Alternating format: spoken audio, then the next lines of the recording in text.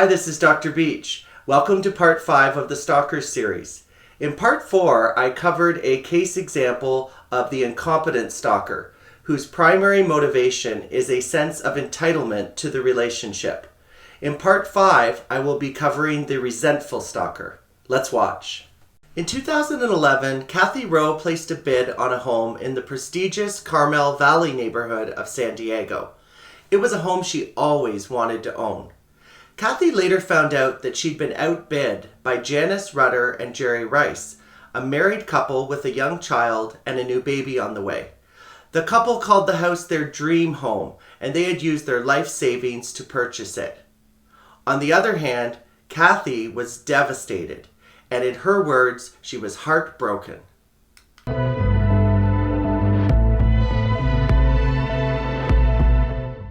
Soon after Janice and Jerry moved into their dream home, strange things began happening. They learned that their house was listed for sale, and interested buyers started showing up in their yard. They received $1,000 of bills for adult diapers and magazine subscriptions they never ordered. And there was an online ad for a New Year's party at their home that they never planned. If that weren't enough, things worsened. In February, Jerry's neighbors' wives received Valentine's Day cards signed with Jerry's name. And Jerry discovered online posts soliciting sex with his wife, informing strangers to show up at their home during the day. After a year of harassment, Kathy Rowe was arrested and pled guilty to stalking the couple. She was sentenced to 1 year of electronic home surveillance, 5 years of probation, and she was ordered to stay away from the couple for 10 years.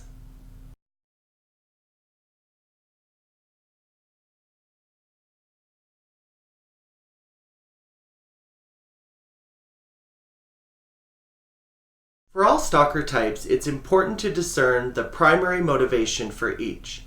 And in the case of the resentful stalker, the primary motivation is perceived persecution. Other important characteristics of resentful stalkers is that they seek to frighten their victim, and they may choose their victim randomly or specifically. And while the rate of threats is the highest in the resentful stalker group among all 5 stalker types, fortunately, the actual risk of assault is one of the lowest. One of the biggest challenges with resentful stalkers is that they're the most difficult to treat. And that's because they have poor insight and they have a false and distorted perception of being persecuted. And based on that perception, they believe that their behaviors are justified, including retaliation. And that poor insight is a particular poor prognosticator for treatment.